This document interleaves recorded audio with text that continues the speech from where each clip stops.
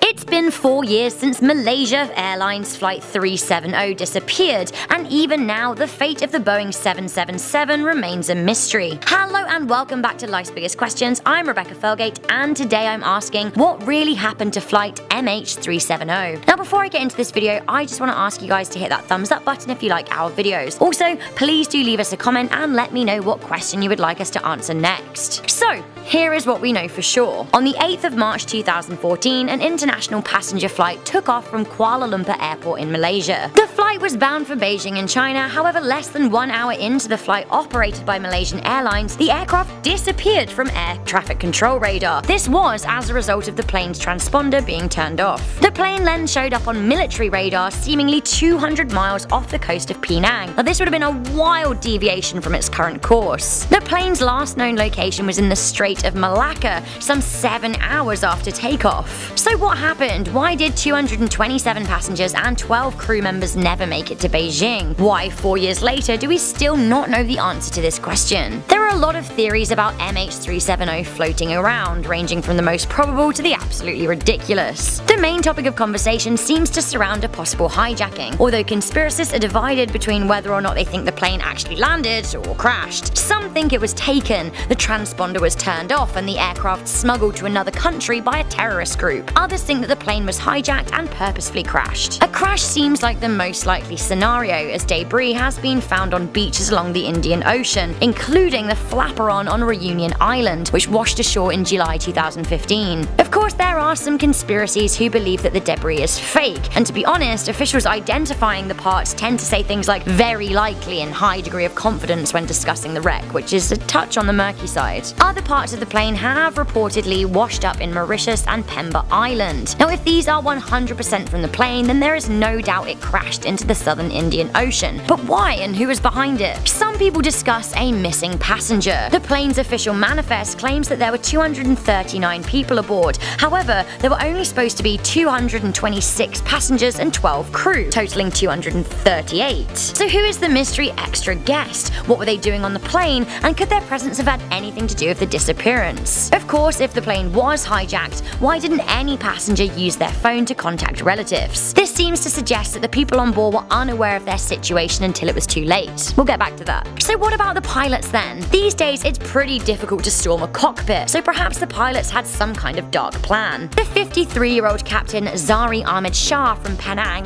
had been flying since 1981 and had clocked in 18,365 hours of flying experience. His co-pilot was 27-year-old Farik Abdul Hamid, who'd been flying for 7 years with 2,763 hours of flying experience. Now since the disappearance, reports have unearthed that the captain had a flight simulator at home and had practiced making a trip over the Indian Ocean. Coincidence? A lot of conspiracists think that Shah was to blame and that he had raised the altitude of the plane to knock passengers' oxygen supply out, rendering them unconscious, which is perhaps why nobody made a call. Then many think that he simply flew the plane until it ran out of fuel, after which it violently plummeted into the ocean, where the plane is now resting at the bottom of the seabed, thousands of feet down and difficult to find by search teams. Somewhat more ridiculous theories include North Korea stealing it, the United States military shooting it down, the Illuminati hiding it, aliens abducting it, oh, and my favourite, it was flown to the moon. In reality though, the likelihood is that the 239 missing souls are trapped in a watery grave deep in the middle of the ocean. The question though is why, and unfortunately that's one of the life's biggest questions that will hopefully become clear over time, but we don't yet know the answer to. So guys, what do you think happened to Malaysian Airlines flight MH370? Let me know in the comments section down below. Do you think we will ever know the answer to this mystery? Thanks guys for tuning into this episode of Life's Biggest Questions.